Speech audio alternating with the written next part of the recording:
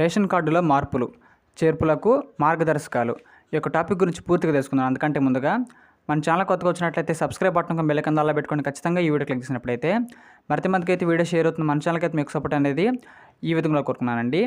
Ration కార్డులో మార్పులు చేర్పులకైతే మార్గదర్శకాలు మనకైతే రావడం జరిగిందండి. మిత్రులందరికీ నమస్కారం. ఈరోజు కథనం ద్వారా అన్ని కేంద్ర మరియు రాష్ట్ర ప్రభుత్వాల్లో ప్రధాన డాక్యుమెంట్ అయిన రేషన్ కార్డులో మార్పులు చేర్పుల గురించి తెలియజేస్తామండి. సాధారణంగా రేషన్ కార్డు ఉంటే ప్రతి సంక్షేమ పథకాలు మనకు సులభంగా పొందవచ్చు. అందులో వైట్ రేషన్ కార్డుదారులకైతే మరింత అవకాశాలు అయితే కాస్త ఎక్కువగా ఉంటాయి అనే పాయింట్ మనకు తెలిసిందేనండి.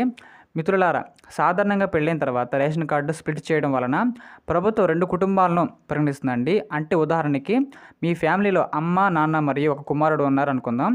ఇప్పుడు కుమారుడికి పెళ్ళైతే వచ్చే ఇల్లాలు ఈ కుటుంబ రేషన్ కార్డు మనకైతే యాడ్ చేసుకోవాల్సి ఉంటుంది, అది చేయించుకోవాలండి.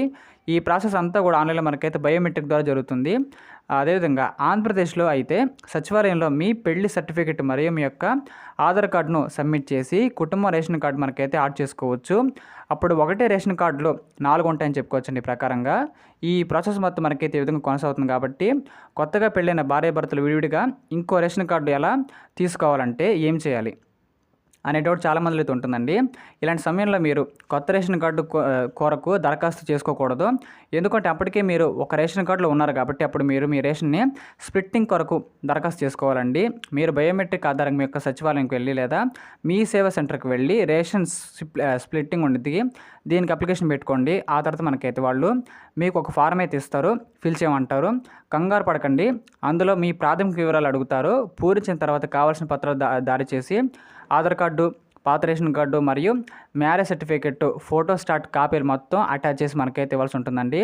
తర్వాత మీరు బయోమెట్రిక్ తీసుకుంటారు, అనగా మీ అప్లికేషన్ ప్రాసెస్ అనేది జరుగుతుంది అని అర్థం.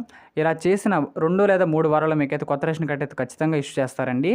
అలాగే మీ పాత రేషన్ కార్డుల నుండి మీ పేరు అనగా కొత్తగా పెళ్ళైన భార్యాభర్తలు మీకైతే తీసిపెడతారుగా. ఈ ప్రకారం మనకైతే ఉంటుందండి. ఇలాంటి మరిన్ని కరెంట్ అఫైర్స్ కోసం మన ఛానల్ని లైక్ చేయండి, షేర్ చేయండి, సబ్స్క్రైబ్ చేయండి ఖచ్చితంగా. Thank you.